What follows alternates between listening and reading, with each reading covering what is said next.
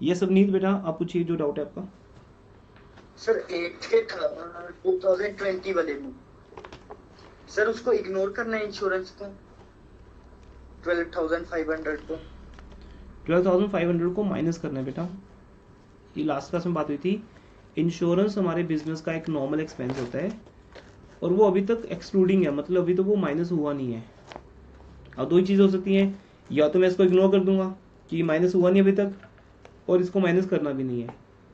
But अगर ये मुझे लगता है कि मेरे बिजनेस का नॉर्मल एक्सपेंस है, ये it's a normal expense of my business, then I will deduct it.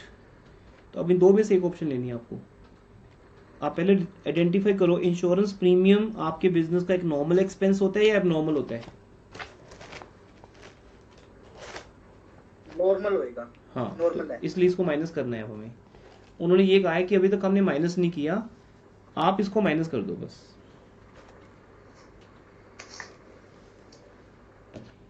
अगर ये लिखा होता एक्सक्लूडिंग 12,500 लॉस बाय फायर, ऐसा कुछ होता अगर, तो फिर हम उसे इग्नोर कर देते, क्योंकि लॉस बाय फायर मेरे बिजनेस का नॉर्मल एक्सपेंस नहीं है। Okay, now anything else till 11 questions आपका होमवर्क था बेटा। मैं आगे के दो क्वेश्चन आपको करवा रहा हूँ, फिर आगे 12 13 उसके weighted average profit method and then super profit. We will try कि यहाँ तक पहुँच जाए आज हम एग्जैक्टली सर 8 o'clock। 11th में, हाँ जी, सर 11th में गुडविल तो कैलकुलेट होगी, लेकिन सर एंड में लिखा है कि जो कनिका जो हम थर्ड पार्टनर ले रहे हैं उसकी भी हमें वो निकालनी है, calculate goodwill brought by Kanika. अच्छा,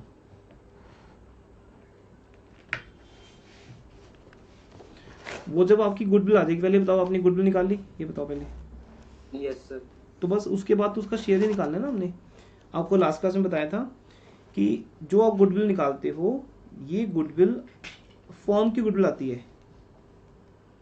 ओके, यस और सर। उसमें से आपको कनिका का शेयर निकालना है, तो कनिका का शेयर निकाल लो।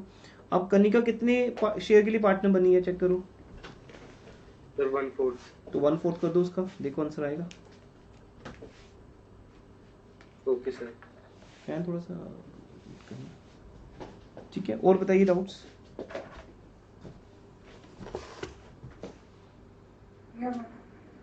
ओके पक्का। भव्य आप आ गए हो?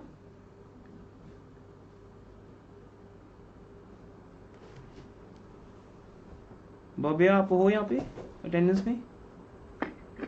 Yes sir. ओके, पहले एडमिट नहीं हो रहा था उसमें, एक्चुअली एक वीडियो रिकॉर्ड करा था यूट्यूब के लिए ना। आई थॉट जब तक आप लोग आते हो। चलिए स्टार्ट करते हैं। Up to 11 I can assume now आप सबने कर लिए होमवर्क, हो गया आपसे?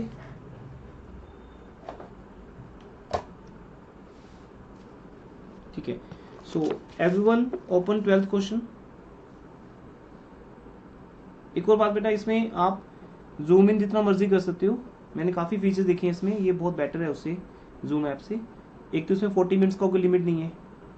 सेकेंडली इसमें आप, जैसे अब मैं मैटर लिख रहा हूँ, जैसे अब जब मैं मैटर लिखूँगा ये सारा, ठीक है, आप इसको जूम इन करना करके देखो, रेजोल्यूशन ज़्यादा ख़राब नहीं होंगे, ठीक रहेंगे। मीन्स आपको कोई मैटर जितना मर्जी करना है लार्ज कर सकते हो, जूम इन करके देखना बीच में ना, जब कोई मैटर चलेगा ट्राई करना। और कुछ भी नेगेटिव फीडबैक हो तो वो शेयर ज़रूर करना व्हाट्सएप पे।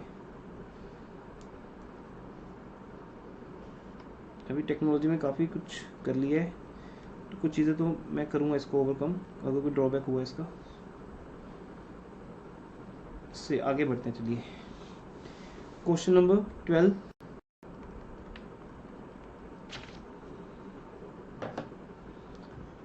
इसको मैं अभी जस्ट ओरली डिस्कस करता हूँ आपके साथ। कहाँ का प्रॉब्लम है देखिए, Sumit purchase Amish business.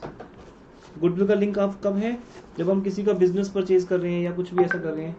So Sumit purchase Amit business on 1st April। Goodwill decide हुआ 2 years purchase of average profit of normal profit of last 4 years।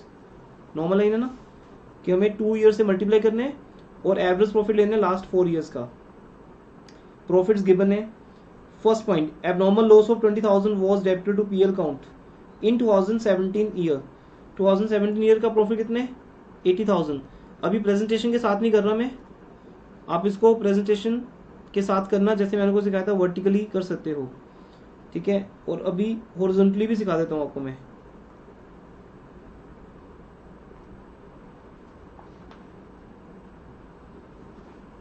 इसमें लैग भी बहुत कम है जूम के कंपैरिजन पे। जैसे बेटा आप ऐसे भी कर सकते हो, आप ऊपर लिख सकते हो 80,000, और ये बेस्ट वे है करने का। वर्टिकली जब हम करते हैं तो हमारी एक लिमिट होती है, इसमें क्या ना किसी भी ईयर का हम पहले या बाद में लिख सकते हैं, बिकॉज जब वो एडजस्टमेंट्स बताएंगे तो हो सकता है वो 2019 की पहले बता दें और 17 की बाद में बताएं, सीक्वेंस वाइज वो बताएंगे नहीं, वो ऐसा जरूरी नहीं है। तो आप जब हॉरिजॉन्टली करोगे तो आप 4 इयर्स के प्रॉफिट्स को ऊपर रख लो। ये सेकंड वे आउट है।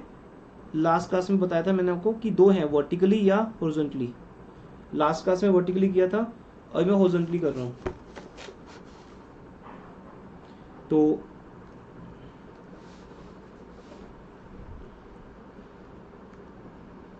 लिखें, साथ साथ में करते रहो बेटा। 31 March 2017, 31 March 2018,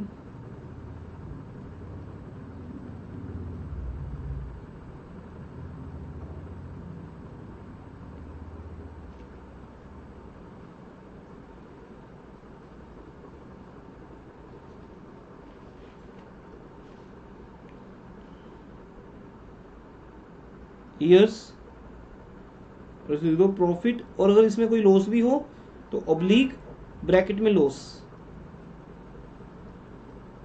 in this way ये एक टेबल की फॉर्म में कन्वर्ट हो जाएगा।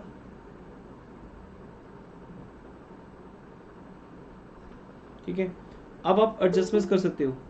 अब लॉस तो इस क्वेश्चन में नहीं है,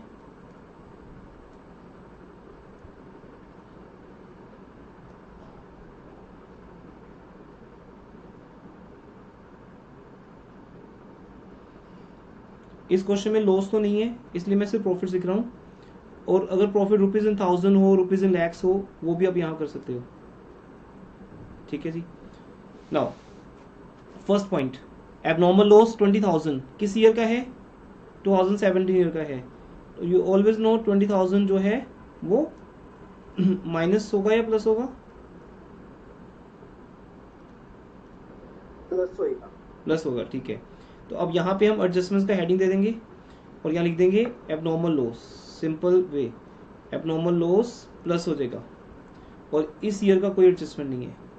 ऐसे बेटा आप किसी भी ईयर की पहले लिख सकते हो। अगर ये 2019 से रिलेटेड होता तो मैं यहाँ लिख देता, गॉट इट, और बाकी में डैश आया था।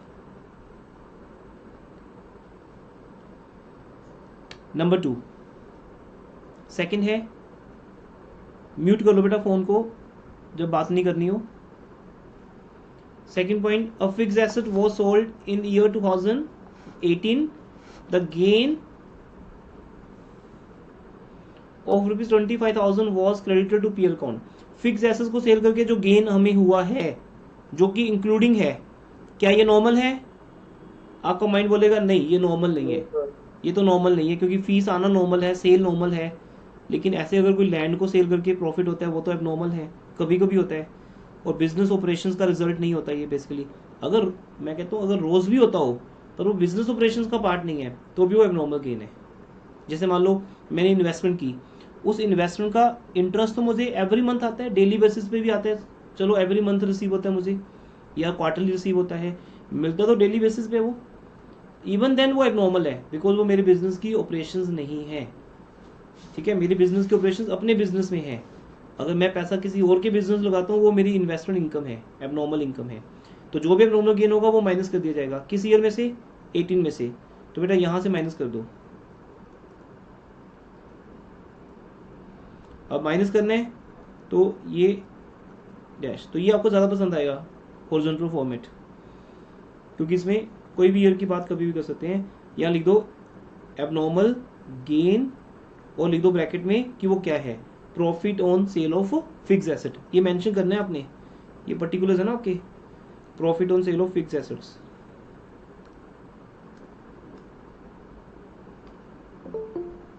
ठीक है, नेक्स्ट थर्ड एडजस्टमेंट क्या है बेटा?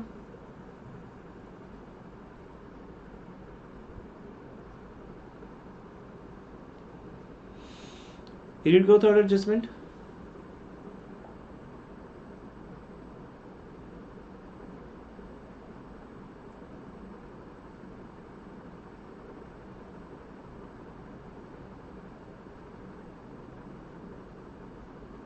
क्या होगा बताइए?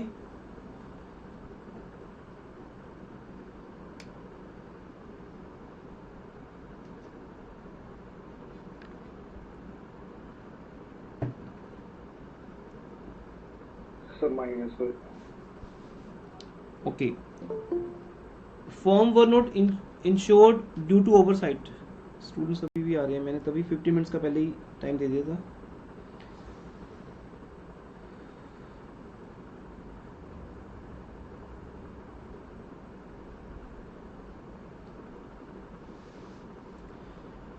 माइनस होगा 2019 में से कितना? 15,000। ये थर्ड पॉइंट आ जाएगा। Insurance premium was not paid due to oversight। Raman, oversight का मीनिंग क्या है?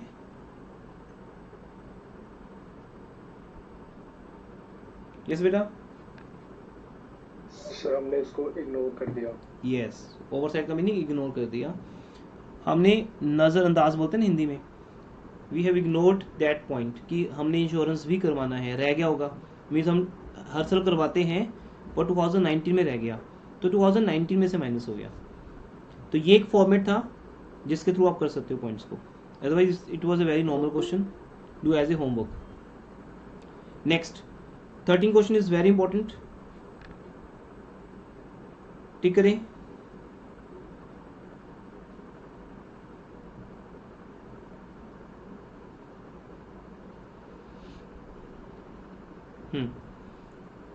करो रीड, मैं इसमें चेंज कर देता हूँ।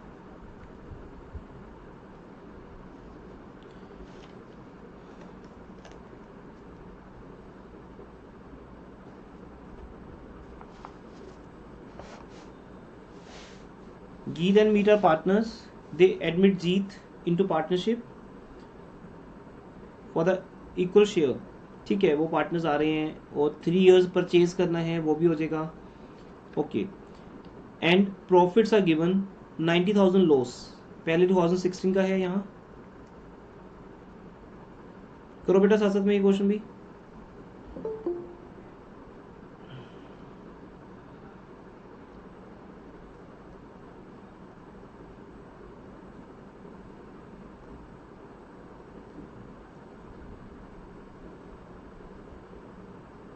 बेटा जो लोग भी एक बार एडमिट हो गए हैं वो क्लास छोड़ के जाएंगे नहीं, 8 o'clock आपके एग्जैक्ट ओवर हो जाएगी क्लास।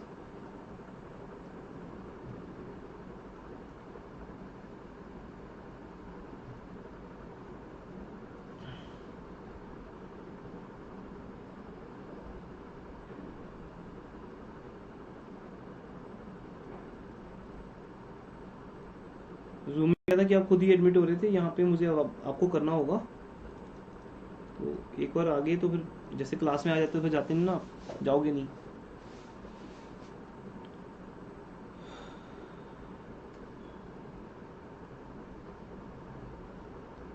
बना लिया फॉर्मेट सबने?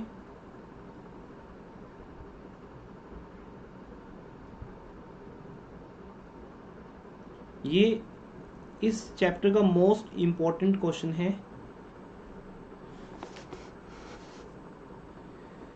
देखते हैं इसमें क्या क्या है।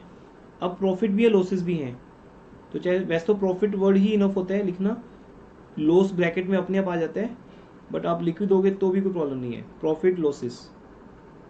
ठीक है, और रुपीज को चाहे आप सेंटर में एक बार लिख दो तो चलेगा, सबके साथ रिलेट हो गया। वर्किंग नोट ही तो है ना ये एक तरीके से। यहाँ एक लाइन ड्रॉ कर दो, उसके बाद तो फिर प्लस माइनस चलता रहना है। नाउ लिखो बेटा सभी लॉसेस प्रॉफिट को। जो भी है।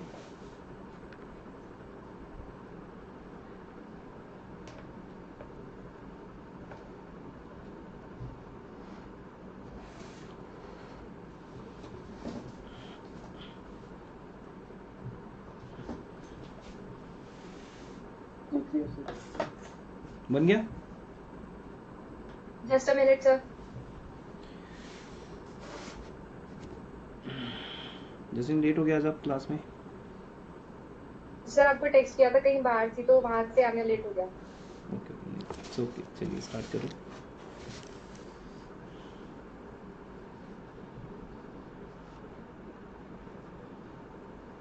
बन गया? 90,000 ब्रैकेट में लिख दो, ये लॉस है, बाकी सब ईयर्स के प्रॉफिट्स हैं बेटा। आप ऐसे ही करो जैसे आप होमवर्क में कर रहे हो।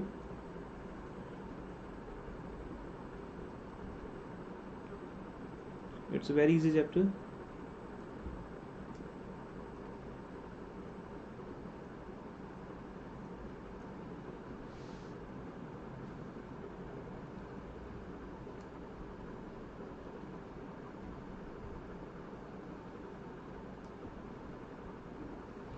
बेटा अब एक इम्पोर्टेंट क्वेश्चन है।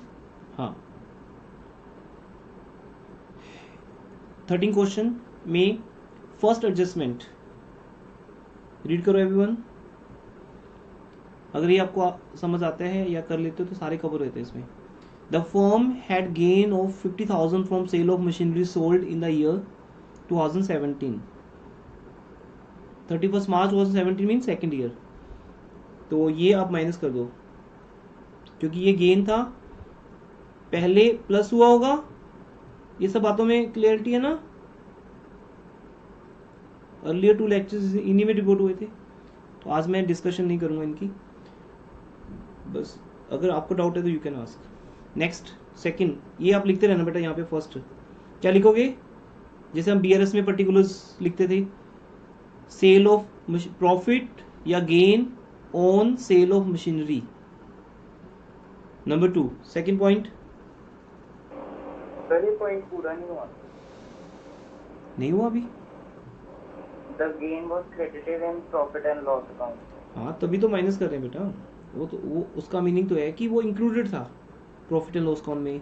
ये तो वो टॉपिक है कि प्रॉफिट एंड लॉस अकाउंट में अगर वो इंक्लूडेड था तो हमने उसको क्रेडिट से लिखा होगा, क्रेडिट किया होगा जीपी के साथ, by profit on sale of something. तो वो जब नेट प्रॉफिट आया होगा तो उसमें इंक्लूडेड है। तो बेसिकली जो चीज पीएल में इंक्लूडेड है उसका इफेक्ट नेट प्रॉफिट में इंक्लूडेड है, चाहे वो माइनस होने के बाद इफेक्ट आया हो या प्लस होने के बाद। ओके, तो ये प्रॉफिट ऑलरेडी है उसके अंदर, तो आपको बस माइनस करना है।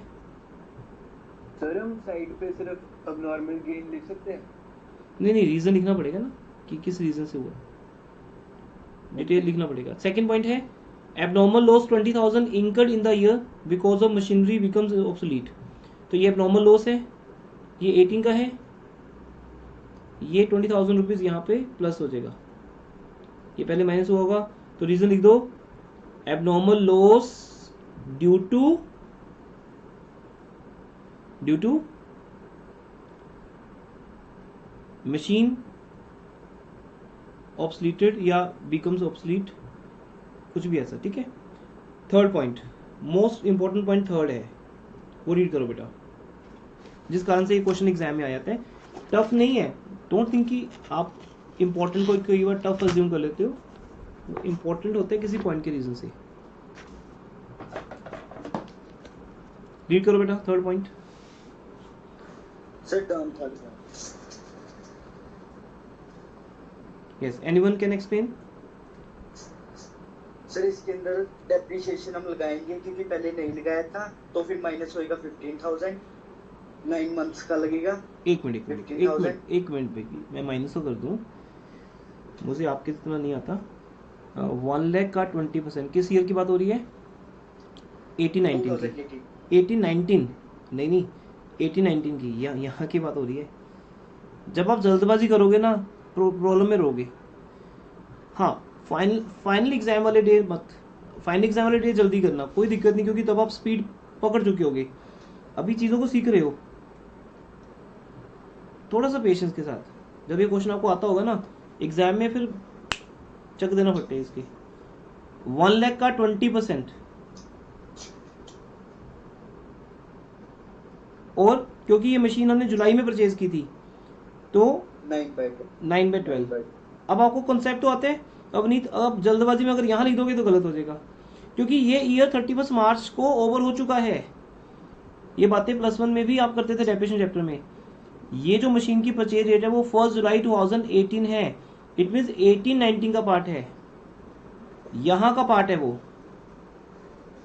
वॉइस क्लियर है ना सबको?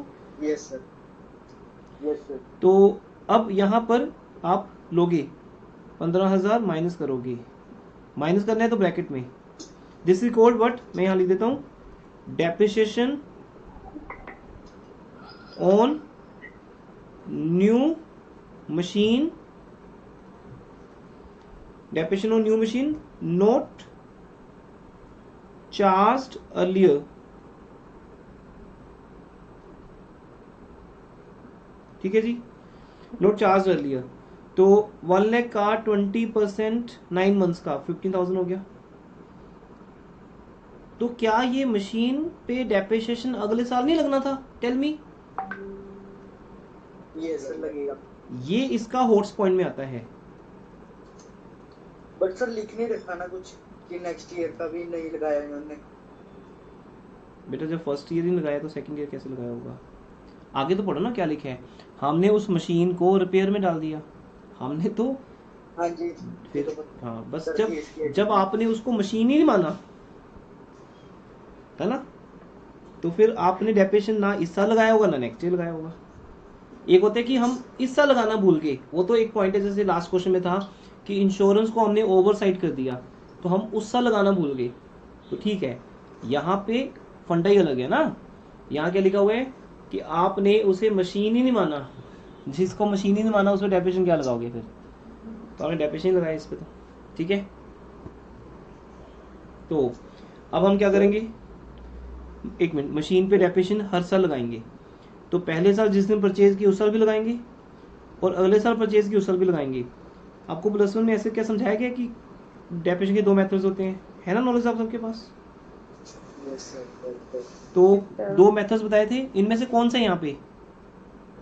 Written down. It means next year उस मशीन की वैल्यू 1 लाख नहीं ली जाएगी, पहले 85,000। यस पहले साल का डेप्रिसिएशन माइनस कर दिया जाएगा। 1 लाख माइनस 15,000 कितना आ गया? 85,000। तो बेटा 85,000 पे लगाओ डेप्रिसिएशन अगले साल। ये पॉइंट इस क्वेश्चन को इंपॉर्टेंट बनाता है, otherwise it was a normal question. 85,000 का 20% 17। ठीक है, तो मेरे टेस्ट के लिए और आपके स्कूल एग्जाम के लिए ये क्वेश्चन इंपॉर्टेंट रहेगा। नेक्स्ट सर हम 18-19 में 1 लाख ऐड भी तो करेंगे। हाँ वो कर रहा हूँ बेटा मैं। वो machine was wrongly charged to repair, ऐसे कुछ लिखने आपको कि किस चीज का आप कर रहे हो।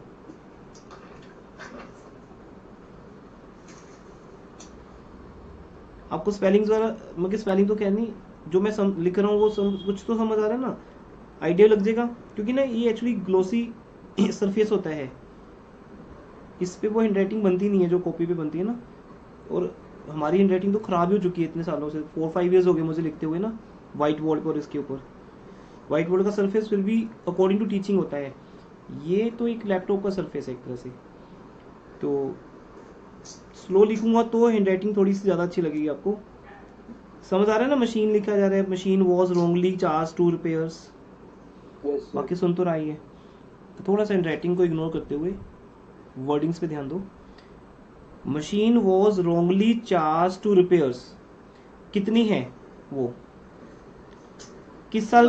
1 लाख। तो किस साल हमने रिपेयर माना था? सिर्फ 2019। हाँ 18-19 में माना था। ये थोड़ी कि उसको हर साल तो बात ही नहीं, हम सिर्फ एक ही बार मशीन परचेज करते हैं बेटा। तो उस साल उसको क्या मानते हैं उस पर डिपेंड करता है। अब आपने उस साल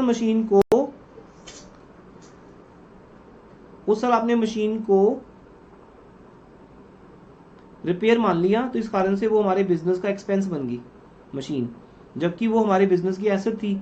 तो मैंने क्या किया, उसे एज ए एसेट अज्यूम कर लिया। इससे मेरी रिपेयर का एक्सपेंस कम हो गया, और जैसे ही रिपेयर का एक्सपेंस कम हुआ, कैंसिल हुआ, मेरे बिजनेस का प्रॉफिट बढ़ गया। गॉट इट बेटा? सबको समझ आ रही है ये बात? नंबर 1 मैं रिपीट कर रहा हूं, आपने मशीन को गलती से एक्सपेंस मान लिया था, रिपेयर मान लिया था, लेकिन उसको एसेट अज्यूम करना था। एसेट ही होती है मतलब। तो अब आप रिपेयर को कैंसिल कर रहे हो, इसका मतलब प्रॉफिट एंड लॉस अकाउंट में से रिपेयर को हटा रहे हो, जिससे मेरे प्रॉफिट एंड लॉस का एक्सपेंस कम हो गया। अगर आप इसको थोड़ा सा इमेज बना के करो दिमाग में कि मैं पीएल में गया, डेबिट साइड, रिपेयर को उठा के उसको बाहर फेंक दिया, इससे मेरा पीएल का प्रॉफिट बढ़ गया। तो 1 लाख बढ़ा दो, ऐड कर दो। दूसरा, इस 1 लाख को उठा के फिर कहाँ रखा? बाहर कहाँ फेंका? बैलेंस शीट के अंदर। पीएल से उठाओगे कोई भी चीज तो कहाँ जाएगी? बैलेंस शीट में। 2 स्टेटमेंट्स होती हैं। तो बैलेंस शीट में क्या बन गई? एसेट। और एसेट पे क्या लगता है? डेप्रिसिएशन। तो इस पे आपको 2 साल का डेप्रिसिएशन लगाना है, पहले साल का 9 मंथ्स का और नेक्स्ट ईयर का पूरे साल का। मेथड स्ट्रेट लाइन भी हो सकता है और रिटन डाउन भी। अगर ये स्ट्रेट लाइन के साथ आया तो फिर क्या फर्क पड़ेगा? इस 85,000 की जगह पे कितना आएगा? 1 लाख। तो बेटा आप लोग 1 लाख के ऊपर डेप्रिसिएशन लगा रहे होगे, 1 लाख का 20%। Got it? अब इस क्वेश्चन को बाय चांस हाँ जी, फर्स्ट ईयर में लेते हैं मशीन तो हर साल लगाते डेप्रिसिएशन हाँ रिटर्न डाउन वैल्यू। वो तो है ही है। आप चलो +1 का क्वेश्चन करो आज घर जाके। मैं आपको एक क्वेश्चन देता हूँ, 2016 में एक मशीन परचेज करो और 5 ईयर का डेप्रिसिएशन लगाओ। फिर आप खुद ही करके आ रहे होगे घर से कि सर 16-17 लगाया, फिर मैंने 17-18 लगाया। मैंने तो नहीं बोला ना, मैंने बोला 5 ईयर्स का क्वेश्चन करके लाओ। तो ये तो ऑब्वियसली है कि तो हर साल लगेगा डेप्रिसिएशन, तो लगेगा तो, या तो लगेगा ही नहीं। Okay sir. Next doubt? हाँ जी, ओके कर दें इसको। अब हम थोड़ा सा इससे भी आगे वाले मेथड में जा रहे हैं, जो है तो एवरेज मेथड का ही पार्ट, बट अब देखो यहाँ पे वो 40 मिनट्स की लिमिटेशन नहीं है ना, तो अब बढ़िया रहेगा। पहले आप देखो बीच में कट जाती थे, और क्योंकि जूम को हमने यूज़ करना नहीं था ज़्यादा, तो इसलिए मैंने उसको परचेज नहीं किया सिक्योरिटी रीजन से, क्योंकि बैंक डिटेल्स शेयर करनी पड़ती है उनके साथ ना। Yes sir. कई बार तो मैंने ट्राई करके कर भी लिया, बस एंड टाइम पे जब पेमेंट करने को टर्न आती है ना पेमेंट की, तब वो डिटेल्स मैंने शेयर नहीं की, रिस्क लिया नहीं मैंने। फिर इसमें कोई 40 मिनट्स का लिमिट नहीं है, ये अपनी प्रॉपर क्लास चलेगी। वेटेड एवरेज प्रॉफिट मेथड, इसमें क्या है, आपको जो भी एवरेज प्रॉफिट से पहले हम नॉर्मल प्रॉफिट्स निकालते हैं, जैसे आपने ऊपर निकाले हैं, ये आगे बेटा कितने कितने आगे? पहले केस में 90,000 का लॉस ही रहा, उसमें कोई एडजस्टमेंट नहीं थी। सेकेंड ईयर का 160। अब आप देखो इसको जूम इन करो, फिर मुझे बताओ रेजोल्यूशन ठीक है? करो इसको जूम इन, इस टेबल को इतना जूम इन करो। Yes sir. ठीक है ना?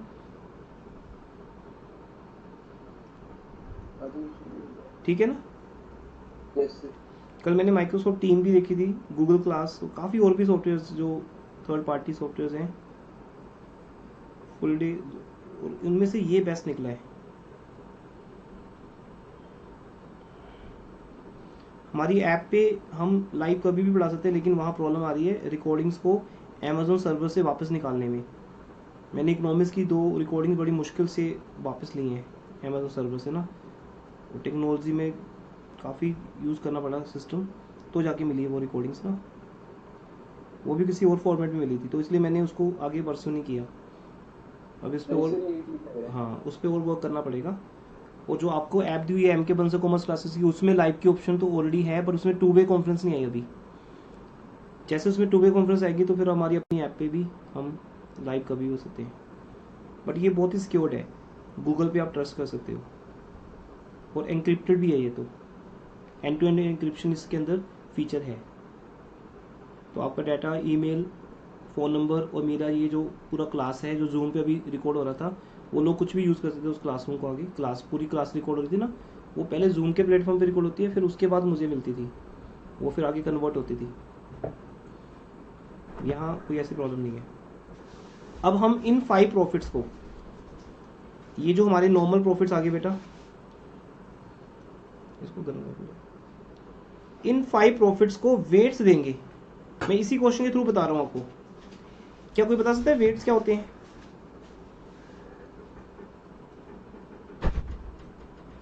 Sir ranks. Good, ranks. तो रमन आप ही बताओ किस ईयर को रैंक देना चाहिए नंबर 1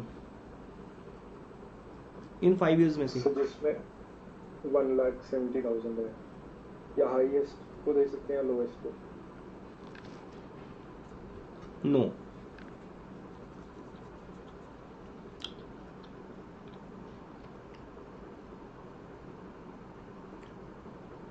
बेटा देखो, एक होता है ना, चलो लेटेस्ट भी लिखते हैं हम, करंट ईयर लिखते हैं। Current year to previous year. आपको अगर कोई डिसीजन लेना हो रमन, तो आप अपने करंट मार्क्स के बेस पे लोगे या 7th क्लास के मार्क्स पे लोगे, 4 इयर्स ओल्ड मार्क्स पे लोगे? Sir current. Current year. तो बिजनेस की गुडविल हमें अगर कैलकुलेट करनी है, तो करंट ईयर के रिजल्ट्स आर मोर एप्रोप्रिएट, उन्हें वेटेज सबसे ज़्यादा दी जाएगी। तो वेट्स मतलब 1 to 5 हो सकता है। तो मैं बोलूँगा 1 to 5 अगर आपने मुझे वेटेज देनी हो, तो सबसे हाईएस्ट वेटेज हम उस प्रॉफिट को देंगे जो अभी का है, जो कि ये 160 है बेटा। वैसे क्वेश्चन में लिखा होता है 1 2 3 4 5, बट हमारी हैबिट है ना हर बात का लॉजिक जानने की, तो आपको भी ये लॉजिक क्लियर होना चाहिए। वो लिखते हैं ना 1 to 5 रिस्पेक्टिवली। होता क्या है, वो ईयर्स होते हैं 16, 17, 18, 19, 20, तो वो बात लग जाती है अपने आप ही 1 to 5। लेकिन किसी दिन अगर ऐसा नहीं लिखा आया तो आपको खुद देने हैं वेट्स, वो 1 to 5 होगा या 5 to 1 होगा। तो वो ईयर्स के हिसाब से, अगर ईयर डिसेंडिंग ऑर्डर में है 2020, 19, 18, तो फिर 20 को कौन सा दोगे वेट? 5। अगर 2016, 17, 18, 19, 20 है तो 16 को वेट क्या रहेगा? सबसे कम 1। वेटेज का मीनिंग होता है रैंक, दैट्स ओके। बट मैं अगर अपने स्टाइल में बोलूं तो वेटेज का मीनिंग होता है इंपॉर्टेंस।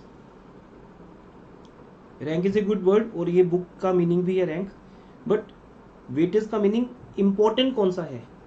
तो मैं अगर आपके कॉमर्स के अंदर जाऊं तो मेरे लिए +1 के मार्क्स ज़्यादा इंपॉर्टेंट है, 10th के कम हो गए, वो भी इंपॉर्टेंट है लेकिन कम इंपॉर्टेंट है। अब 9th के उससे भी कम है। और आप बोलो सर 7th क्लास में मैंने टॉप किया था क्लास स्कूल के अंदर, तो वो मेरे लिए बहुत ही कम, लीस्ट इंपॉर्टेंट है कि किया होगा ना। कॉमर्स में तो आप आए हो, किया होगा, लेकिन तब तो आपके पास कॉमर्स नहीं थी। अब कॉमर्स में दिखाओ वो इंटेलिजेंसी तो माने, ठीक है। तो आई थिंक समझ गए मेरा मीनिंग। तो हम वेट देंगे 5, 4, 3, 2, 1, बस हो गया ओवर। अब क्या आपको +1 में वेटेड एवरेज मीन आता है? क्या सिखाया आपको टीचर ने? वेटेड एवरेज मीन क्या होता है?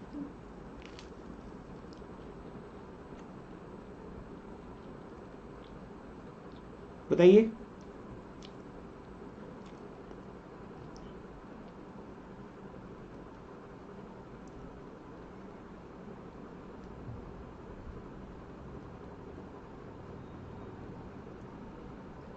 साइलेंट। अच्छा स्टैट्स थी नहीं +1 में ना आपको, सॉरी, वो आगे आएगी आपको +2 में विद मैक्रो। +1 में तो इंडियन इकोनॉमी थी ना आपके साथ? नो सर, स्टैट्स थी। नहीं, Yes, sir. सब लोग साइलेंट है तो टैक्स स्टैट्स कैसे हो सकती है? Sum of weights upon total number of weights. हाँ, ये बच्चा सीबीएसई का है, इसके पास थी +1 में स्टैट्स। क्या बोला? सम ऑफ Weight नहीं गलत हो गए। Sum of product. Weight into profit. Sum of weight into profit. हाँ, प्रोडक्ट मतलब,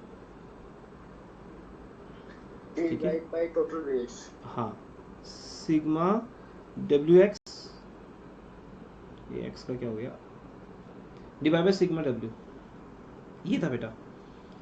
तो बस हो जाओ शुरू।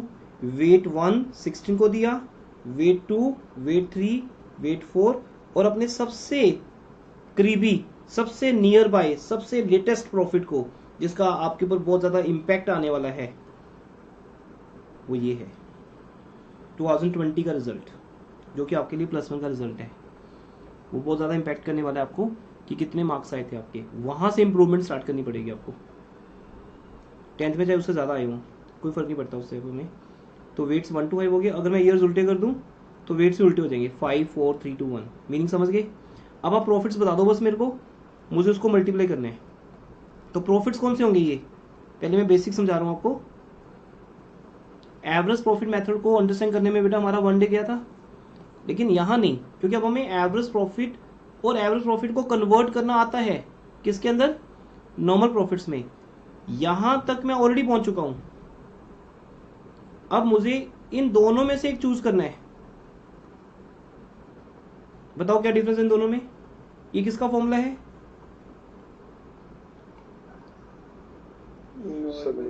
नॉर्मल मीन, है ना, simple mean, simple average.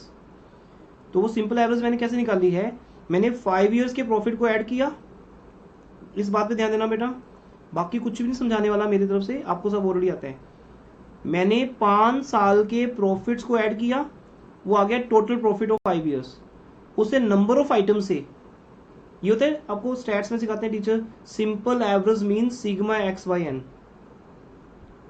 Number of items को ऐड करो और उसको, उनके टोटल को उनके नंबर से डिवाइड कर दो, एक एवरेज आ जाएगा। तो एवरेज प्रॉफिट आपने कैलकुलेट किया था ऐसे, फिर उसको 3 ईयर्स परचेज से मल्टीप्लाई कर दिया। बस अब हमें ये ना यूज करते हुए हमें पहले उन नॉर्मल प्रॉफिट्स को वेट से मल्टीप्लाई करना है। रीजन कि हम अपने हर प्रॉफिट की इंपॉर्टेंस शो कर रहे हैं कि 2016 का रिजल्ट मेरे लिए लीस्ट था। आई थिंक आप 7th क्लास में होगे ना, 2016 का जब रिजल्ट आया था आपका। तो इस तरह से वो आपके लिए अब इंपॉर्टेंट ही नहीं है 7th क्लास में कितने मार्क्स आए थे। उसके बेस पे आप डिसीजन ले लोगे मुझे आगे क्या करना है ना। आगे का करियर आपके नॉर्मल मार्क्स पे और लेटेस्ट मार्क्स पे डिपेंड है। तो हमने क्या किया, इन दोनों को मल्टीप्लाई कर दिया कि मेरे एक तो नॉर्मल मार्क्स चाहिए मुझे, तो उसको कैलकुलेट करने में क्या करेंगे, अगर लॉस बाय फायर था, लॉस बाय फायर को ऐड कर देंगे, और अगर gain on sale of building था तो वो माइनस कर देंगे। तो जो नॉर्मल प्रॉफिट आएगा वहां तक क्वेश्चन सेम है। उसके बाद इनटू वेट्स करना है, वेट्स से मल्टीप्लाई करके प्रोडक्ट आ जाएगा, 1 प्रोडक्ट मल्टीप्लाई करके जो भी आएगा, और उसका टोटल करना है। तो now I need this total, note this one. मुझे इस टोटल की नीड है। फिर फॉर्मूला नहीं लिखना अपने स्टैट्स का, वो नहीं अकाउंट्स में चाहिए हमें। ये सब चीजें तो आपके लिए था कि आपको याद आ जाए +1 में क्या किया था। अब बस आप सीधा निकालोगे weighted average profit is equal to जो टोटल आपका आया है डिवाइड बाय वेट्स का टोटल जो आएगा। हाँ जी, 5 ईयर्स की बेस पे टोटल करो 15। तो बेटा इस टोटल को 15 से डिवाइड कर देना, आपका वेटेड एवरेज प्रॉफिट आ जाएगा। सेकंड पॉइंट कि सर अब गुडविल कैसे आएगी? गुडविल का क्वेश्चन में खुद दिया होता है, से 3 इयर्स परचेज, तो 3 इयर्स परचेज लिखा इनटू वेटेड एवरेज प्रॉफिट जो आपने ऊपर निकाला है, उससे मल्टीप्लाई कर दिया, एक आंसर आ जाएगा ना आपके पास। ये आपके बेसिक्स हैं। किसी का डाउट इसके ऊपर है?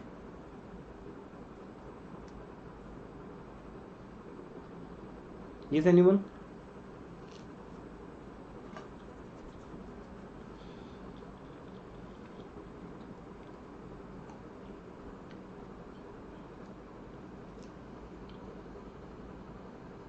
क्लियर है? चलिए आगे। अब आप देखिए क्वेश्चन नंबर 14 रीड करो। आई थिंक आपको डाउट नहीं होना चाहिए कोई।